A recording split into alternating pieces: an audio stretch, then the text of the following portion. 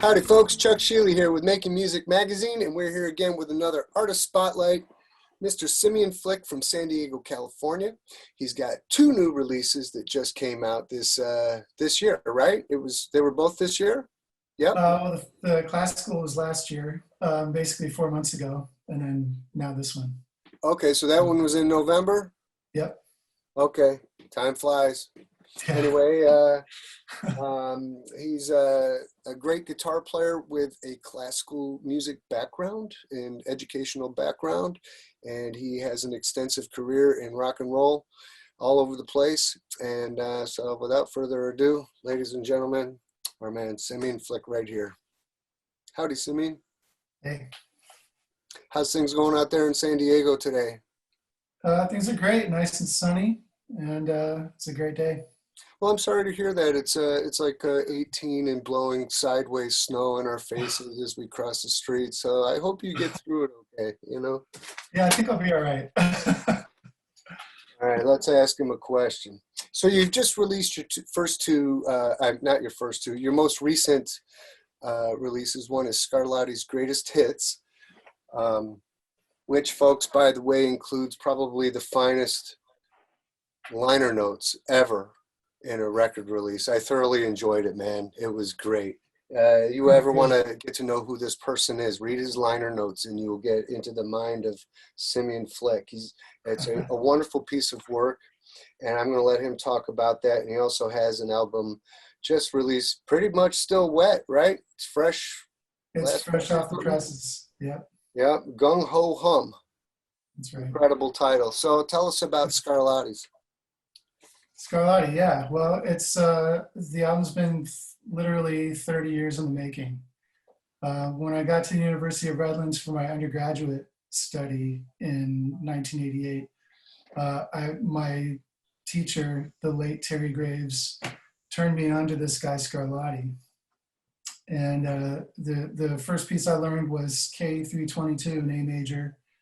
And after that, I was hooked. I mean, this guy is a direct contemporary of Bach's and Handel's. All of them were born in 1685. I don't know what was in the water that year, but these three composers are geniuses. They probably didn't either. Yeah.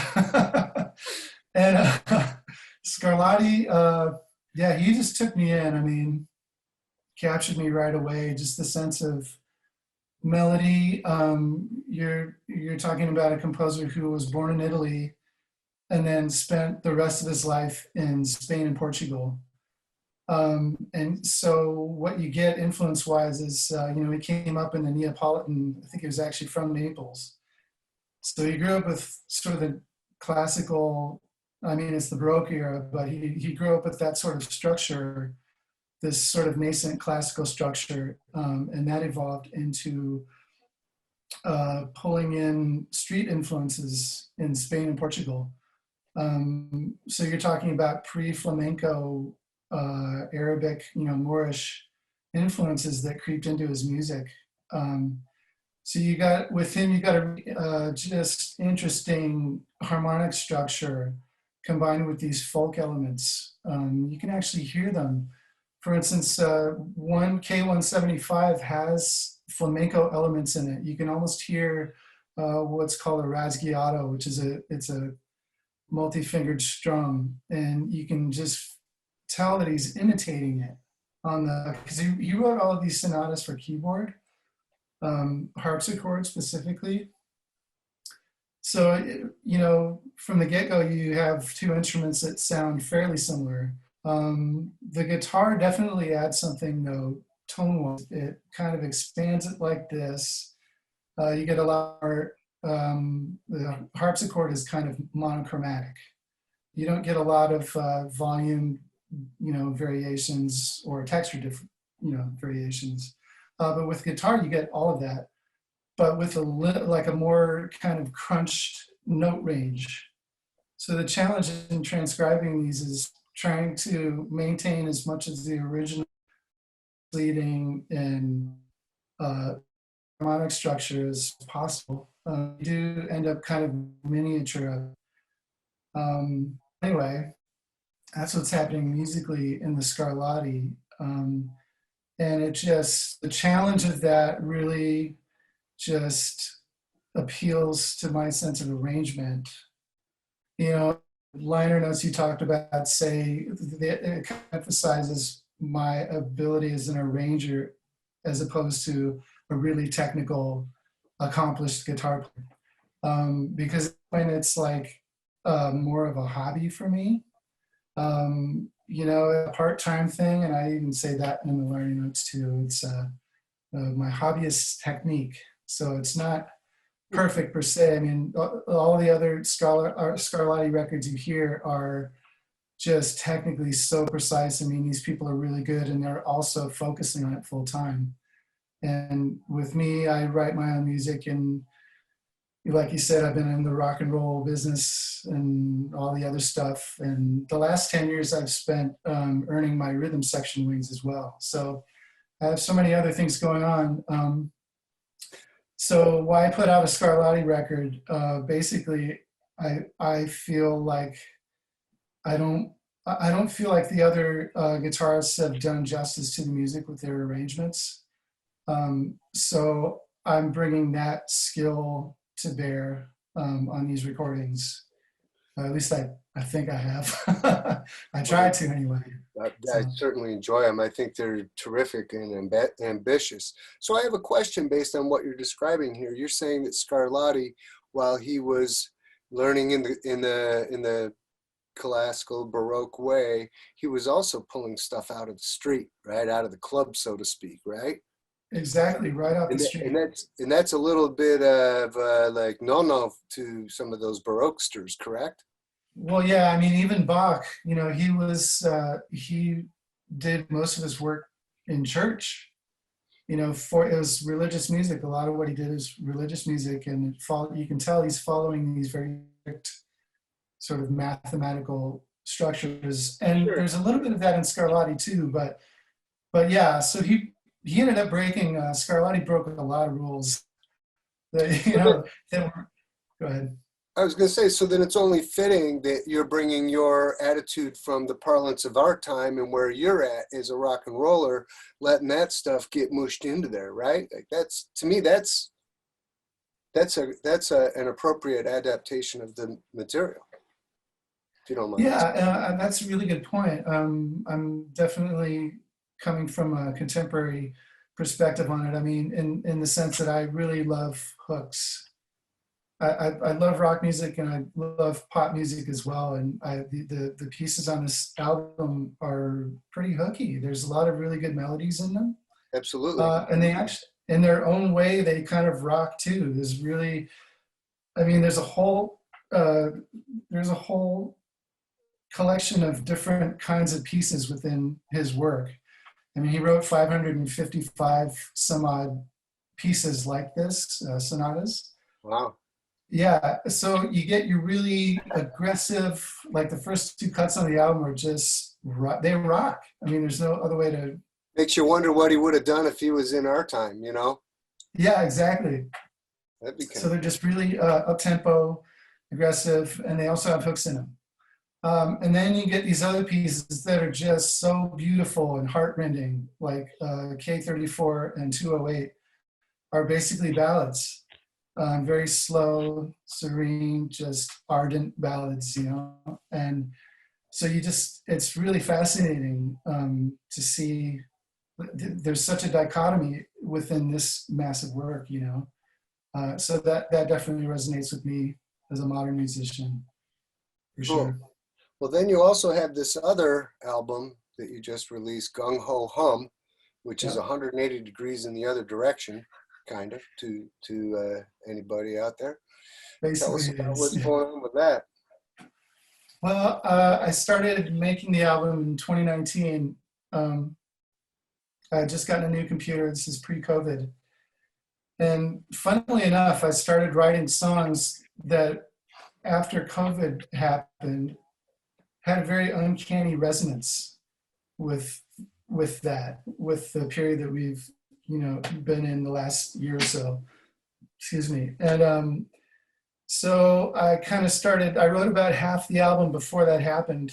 And and it was just really uncannily prescient as far as what we'd be going through in 2020 and leading up to now.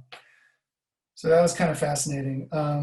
The rest of the album became, I kind of geared my efforts towards, I mean, I've always written about what's going on at a certain time, and I tend to work on phrases that I use that come up in my speech over and over again. So over the last couple of years, I've found myself saying, so one of the songs is called Shocked But Not Surprised.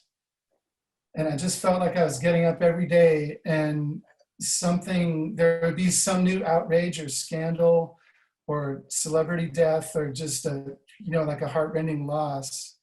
And this is happening over and over again. And so I make songs out of those things because if I'm saying them over and over again, there must be some kind of resonance with what's happening. And I try to make them alliterative and musical too. Shocked but not surprised. 3 S's. Very, very alliterative, and it has its own rhythm kind of embedded in there. So, yeah. So that's kind of how this, like the album you just put out. It's kind of an exorcism. Trying to get bad juju out, and it's a dance party, just trying to dance off all of the angst that everybody's feeling, that I'm feeling. You hope that it resonates with people in a universal way. You want to talk about what's happening, but yeah, exactly. Let the sunshine in, somebody, Yeah, so one of the things about what I try to do with my music is it's a cake with a file inside it. It's an old metaphor about breaking someone out of jail, hiding a file in something like that. And so it's, as far as the lyrics go, I try to adjust things, but I try to tart it up a little bit, a spoonful of sugar and all that. Yeah. So that's kind of what I try to do with this album. It's you're trying to talk about these heavy things without scaring people off, so you want the message to get through, but you also want to uplift people at the same time that you're being heavy. That's something I understand. Yes, sir. Yeah. So you start your music career kind of in formal education. So you went to you majored in classical guitar. Yes. I did. Yeah, my degree's in classical guitar performance from the University of Redlands. Then I did a semester at CU Boulder for graduate school, and decided there wasn't much I could do with that kind of degree other than teach. And that's not what I wanted to do. I had too much music to get out. So, and I wanted to rock. I didn't want to spend my life in a library or teaching people, although that's its own reward. But yeah, that's the extent of my education. And so, obviously Scarlotti is an influence. So you have this rock and roll side to you. Who are the influences you have there? I definitely share DNA with Alex Lifeson. He's the guitarist from Rush. He had a knack for doing esoteric chord shapes where it was just kind of a mystery as far as how he did it, and just some of the quirkiness that he brought. So he's a pretty big one. Steve Howe, I mean, pretty much all of the progressive guys like Yes, Genesis, and Rush. And you had these guitar players that were doing different styles. I mean, Alex Lifeson, Steve Hackett from Genesis, and Steve Howe they all had classical pieces on certain, select albums also. So it was these multi-dimensional guitar players that I kind of gravitated to that were versatile and combined a lot of different styles. I mean, because I'm influenced by any and everything, anything good, any player that doesn't shun genres. You can tell that their mindset's very expansive and open to a lot of different things. And I just try to incorporate as much as I can from everything I've ever heard. So jazz cats, you know, rock guys.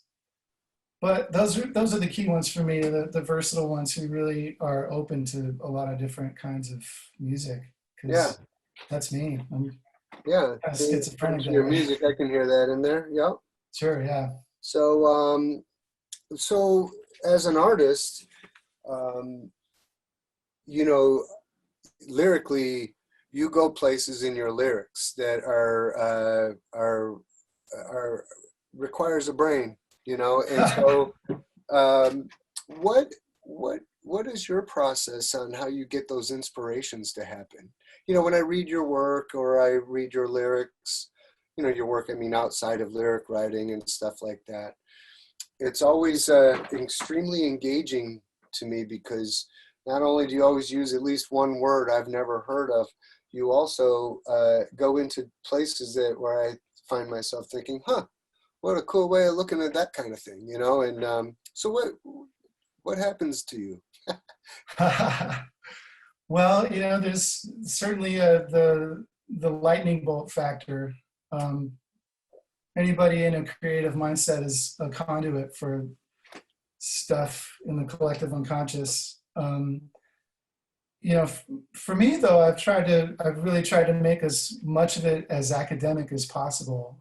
Um, for instance, you know, the song I mentioned earlier, "Shocked but Not Surprised." I'm always keeping my radar open, my emotional radar open for song titles that will suggest that are provocative.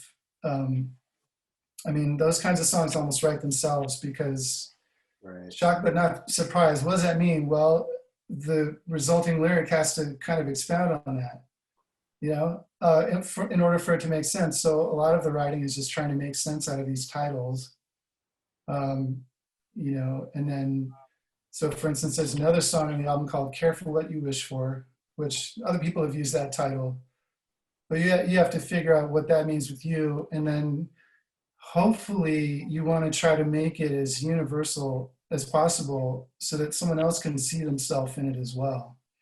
Um, and I don't know how to teach that. I think a lot of it is just, you know, you have to eliminate cliche, but also make it relatable to people in order to bring them in and to have their own realizations about it, or to actually turn them on to the realization that you have. So it's being universal as much as you can is a good thing. You know, and then the rest of it for me is just the things I deal with on a day-to-day basis. The first song on the album is called "Singularity," and you know, I go through my phases of depression. I definitely have battled depression for a long time, and singularity is a way for me to deal with that, and to kind of exorcise it, you know, as it were. You know, how do you describe your depression to someone in a way that doesn't scare them off? You know, that's the challenge. It's like, you know, the cake with the file inside, and then maybe by doing that, you can find a way to bring somebody in and have them confront their own issues with that, and maybe even solve them. So like that's another motivation for me, is trying to, you know, if you're dealing with issues, why not present a possible solution? It seems like a good way to kind of spread enlightenment, or just, you know, share your own struggles with it. Um, you know, so yeah, anyway, that's a lot of, Therapeutic and cathartic all at the same time, right?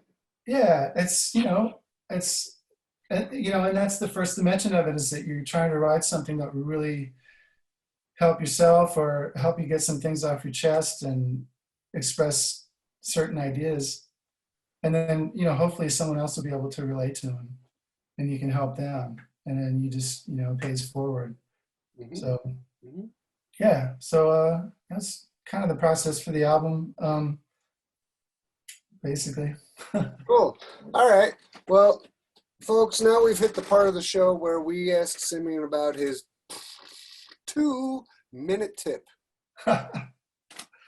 Simeon here is going to share with us his top most secret tip on making you advance your guitar ability. Ready? Go. And flip the 2-minute tip. Okay. So I think the big thing, I mean, we've all heard practice, practice, practice. And there's something kind of pedantic about that, I find. When I was really, when I had a lot of students, when I was actually teaching people, I had the understanding that they had these burgeoning lives outside of that. They were working jobs, probably had, some of them had kids. So there was only a certain amount of time in the day where they can really sit down and work on this. And they would always ask me, how long should I practice? And I said, well, practice as much as you're inspired to. The key for me is just to have fun and to do it when you have fun, or just to really enjoy it, and to have faith that eventually you're going to meet your goals, and to really pat yourself on the back and really enjoy the achievements. Every new achievement you should enjoy, incorporate it, reinforce it, and then just keep growing, and to really just enjoy it. Nobody wants to hear, "Oh, you're not practicing enough." I mean, we got enough pressures on our heads, So that's a big one. The other thing is if you're really serious about it, if you want to have a career in it, you should dedicate yourself in the sense that you don't put your body at risk. For me, it's like, and this is just me, but maybe there's something that people can get out of this, but I have this phrase, I collect mantras, and one of them is respect the gig. So, and what that really means is, if you have a gig on Friday evening, you don't go out Friday afternoon and ride BMX and go off jumps and put your body in jeopardy. Like I used to skateboard, and I really, really enjoyed it, but every time I go out, I get injured, and I wonder if I would be able to play the gig, So I There kind of isn't cut that enough out. danger at the gig. Yeah, exactly. And then, and then a lot of it too is just like, this is your instrument. If you're a singer, this is your instrument, and keeping this in shape is really key, exercise and just keeping yourself in as good a shape as you can so you can do it as long as you can. That's pretty much it. Are we at 2 minutes yet? Yeah, we're there, man. Yeah, of That's beautifully put. Thank you for that. That's practical, course. and yeah, I really appreciate it. Okay, folks. Well, we had a great time here. We're glad you're here with us. If you had a good time, please hit the like button, subscribe to our YouTube channel, visit all our social medias. We're everywhere all the time. And, subscribe to our mailing list. And also check out Simeon.com. No, Simeon, tell us your website, Simeon Flick Music. Well, you can find me on Facebook. I don't necessarily have an official website anymore, but I'm on Facebook and Bandcamp, and YouTube, and all of those places. All right, cool. Yeah. All right, man. Well, I hope to see you soon, and we appreciate you coming by to visit with us here at Making Thanks Music for having me, Magazine. Chuck. And also, folks, keep in mind that Simeon also writes articles here at Making Music Magazine. So if you put his name in the search, you'll find him talking about all kinds of guitar stuff. And it's very smart stuff for especially you nerds out there or you geeks out there who like to dig into the guitar world. Check it out. All right, everybody. Have a great day. Peace.